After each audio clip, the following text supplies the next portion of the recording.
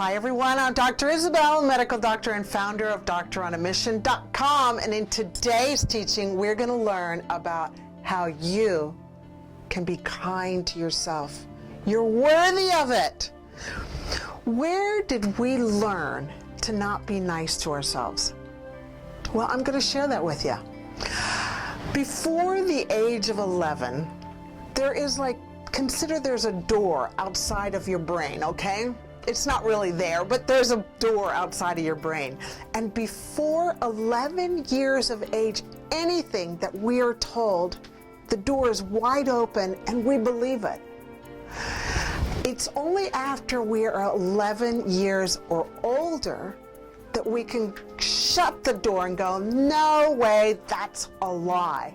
That is a full-out lie.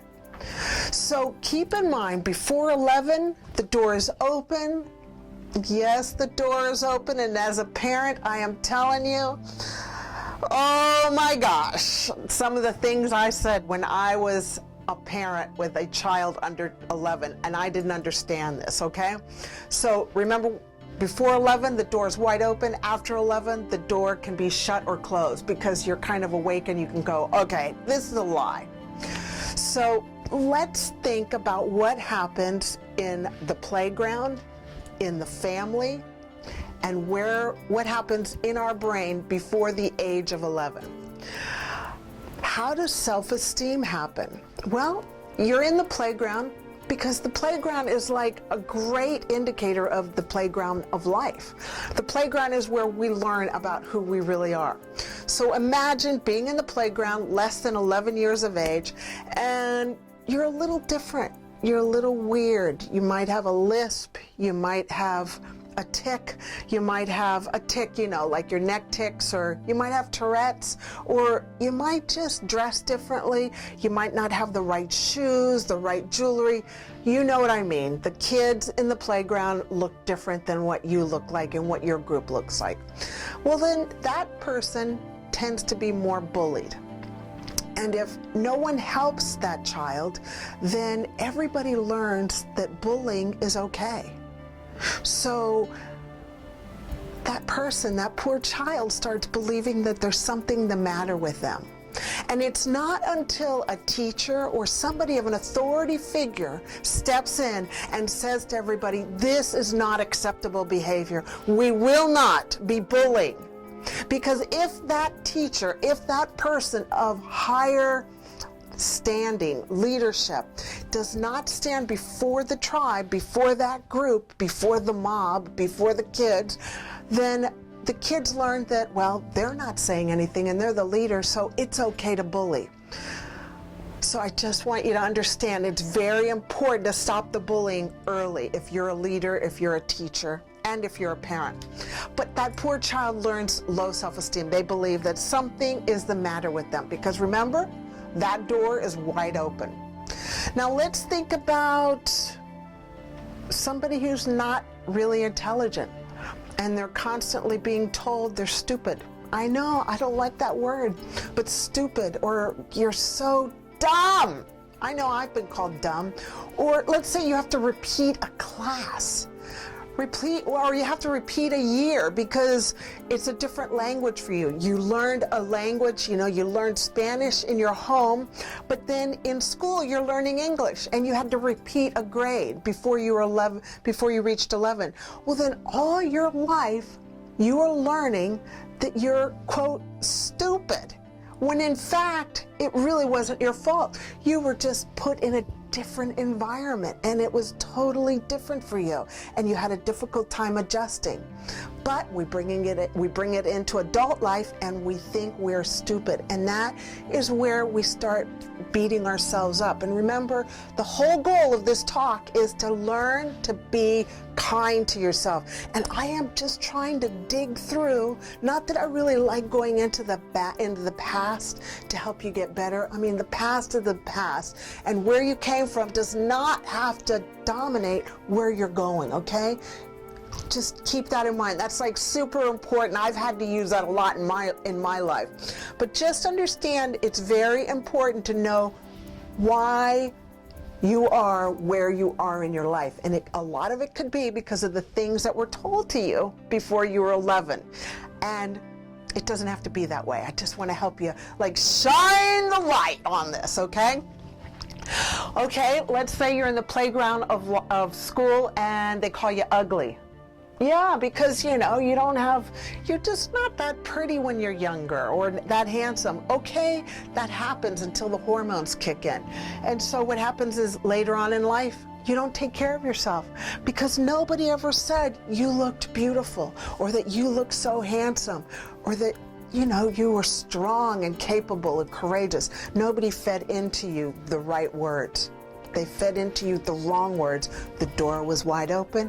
You were a child. You didn't know you could close the door. Okay? So let's think about the family. Oh, the family. Well, now that I'm a parent, holy moly, do I understand my family so much better now. Let's just say, for instance, somebody in the family who loves and adores you and is one of the leaders in the family says that you remind them of a bad person in the family. And you know that that bad person in the family is like having trouble, is really not a good person. And so you grow up trying to succeed at anything. You grow up to learn to be a workaholic. You learn to be a high achiever. You learn to self-sabotage yourself because you don't believe that you're capable or worthy of succeeding. Well, that could have happened because before the age of 11, somebody said that you were a bad person. And so you end up being a workaholic and an overachiever. And you just work yourself into the ground, okay? So I'm just letting you know those are the types of things that can happen to us earlier, and then they can penetrate into our lives forward. And I'm just teaching you how to be kind to yourself. Remember, you were innocent. The door was wide open. Let's just say you were told you were a mistake. Yeah, somebody in the family or somebody in your friend said, oh, you were a mistake, you were an accident, you really weren't supposed to be born. Well then, you know what? That translates into later on in life, you feel worthless. You have low self-esteem. You don't become of anything because you're like, well, what's the point? I wasn't supposed to be here anyway. Or let's say in your family, somebody says, or your friends say, you're not as blank as blank. And I'm going to fill in a couple of blanks here, okay? Let's say somebody says, you're not as smart as, you're not as sensible as, you're not as funny as. Somebody told me that. And you know what? I thought I couldn't tell a joke, but you know what? I learned how to tell a joke because I love telling jokes because laughter is the best medicine. But I was told before 11 that I didn't know how to tell a joke, okay? But I learned it in my 50s because I said, I am going to learn how to be kind to myself. Okay, let's say they said to you, you're not as creative as such and such a person, or you're not as good at dancing as such and such a person. Or how about if you did what I did to my poor daughter? I said to her one day that you're tone deaf. You really don't know how to sing. Well, I said that to her before she was 11 one day when I heard her singing in the back of the car while I was driving. Well, now she's older and that has really stuck with her, and so I'm working with her there, okay? Just because I'm aware of this. Okay, so let's land this plane. Let's fast forward into life, like really fast forward it as an adult. Let's say you believed everything that was told to you before 11 years of age. That door was open. And you're always trying to prove yourself that you are good enough. Well, I can relate to that because that happened to me. And I'm not going to go into details, but somebody I adore and love said, you're just like such and such a person. And you know what? I have been working myself to the bone for most of my life, trying to prove that I am a good person. I am here on a mission. I'm here to do something great. And it wasn't because I had a deep, deep desire. It was because I wanted to show to them that I am somebody that, like, I can do really good. But it wasn't until just recently that I realized this. So I want to share with you that I have had to learn how to be kind to myself. And because it's from my failures that I am able to teach you from me falling. And I just don't want you to wait until you're 50 plus to learn this stuff. So now as a parent, I can say that I forgive my close parental person that said this when they were younger, when I was younger, because they were doing the best they can. I mean, I do it. I have done it as an adult parent. And you know what? All I can say to myself is, Isabel, be kind to yourself and forgive. And that's why I'm so into forgiving, because if I didn't learn how to forgive and just love unconditionally, and that's why I close things with, let's make a difference, let's love unconditionally, and let's forgive frequently. It's because that is like in my heart. That is like super important in my life. And I just want to share that with you. Please forgive people for whatever they said to you before 11 years of age. And now you are an adult. You're older than 11, and you have control of when the door closes to a lie or stays open to growth, to nourishment, to people speaking into you to help you become a better person, okay? So I hope that helps. So the message I do for myself, and this is actually on my daughter's wall, which I thought was fantastic, and that's what stimulated me to talk about this, is she's got this beautiful sign that says, note to self, be kind, be kind, be kind. And really that's be kind to everybody, be kind to yourself, and be kind forward. And that's my message to you, is you are worthy to be kind, to be nice to yourself. Hey, feel free to share this with your family and friends if you feel that they need to listen to this message, if this will serve them and help nourish their heart and their soul, okay, if they're going through a tough time. So to recap, remember, before the age of 11, the door's wide open. Whatever anybody says into you, you believe. So the tongue can lift or the tongue can tear down. Be very mindful, people. Everybody, I'm talking to you. Be very mindful of what you say, especially to a less than 11-year-old person. And after we're 11, the door can be closed or can be shut voluntarily. We have control of that. So the take home is very simple. Be kind to yourself, be kind to yourself, be kind to yourself. You are worthy. God bless. Talk to you later. I love you. Bye-bye. Hi, everyone. Thanks for joining me on that last teaching session. I know that it will serve and add value to you and get you equipped with back pocket principles so that you're not confused anymore.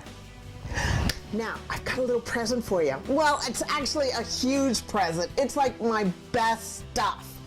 If you want, and I know you will, go to Doctor on a Mission and press the tab that says Free Healthy Living Formula.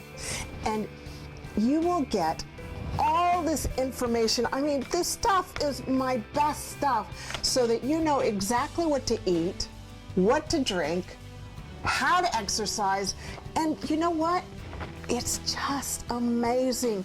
You see, my whole goal is to do the homework for you, spend the money, and then condense it so that I can bring to you condensed, snackable bits of information so that you're not spending and wasting time, because I know it is very confusing out there.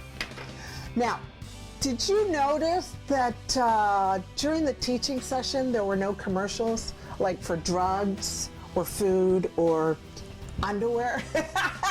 Well, that's because I don't have anybody to sponsor me. I actually choose that. I am self-sponsored.